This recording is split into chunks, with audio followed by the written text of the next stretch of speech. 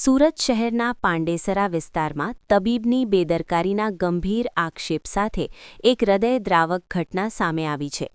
ગણેશનગરમાં રહેતા 9 મહિનાના રાજા વિકાસ રાજપૂત નામના બાળકને તાવ આવતા પરિવારજનો તેને નજીકની ખાનગી ક્લિનિકમાં સારવાર માટે લઈ ગયા હતા.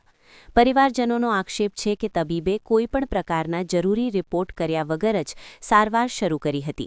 વધુમાં બાળકને વધુ માત્રામાં દવાઓના ડોઝ આપવાના કારણે તેની તબિયત વધુ બગડી ગઈ અને અંતે બાળકનું મોત નીપજ્યું હોવાનો ગંભીર આરોપ લગાવવામાં આવ્યો છે.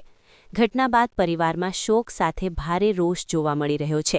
પરિવારે તબીબ સામે કડક પોલીસ કાર્યવાહી કરવાની માંગ કરી છે. આ સમગ્ર મામલે પાંડેસરા પોલીસે મૃતદેહને પોસ્ટમોર્ટમ માટે મોકલી વધુ તપાસ હાથ ધરી છે. बच्चे के पिता है, हमारा नाम विकास कुमार है। पिताजी का नाम आसाराम है। ग्राम के सुरायपुर के थाना कगड़ेपुर ब्लॉक दाता जिला फतेहपुर के रहने वाले हैं, कानपुर देहात। क्या हुआ है सब? जी तबीयत खराब थी, हल्का फुल्का थे, वो दवा पिलाने देखा तो दवा दिया उसने तो खैर हल्का उचाट जाता था, उतर जाता था। फिर आज गए दवा पिलाने, जैसे उसने दवा पिलाया तो रूम में गए तो उतने में गोल झटकना चालू कर दिया उसने, तो उतने में आए तो दम तोड़ दिया नहीं।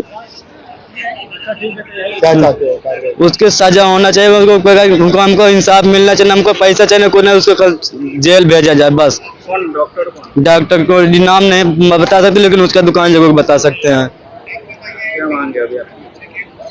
क्या मांगे अभी आपकी? हम मांग हमारे उनको जेल भेजा जाए बस।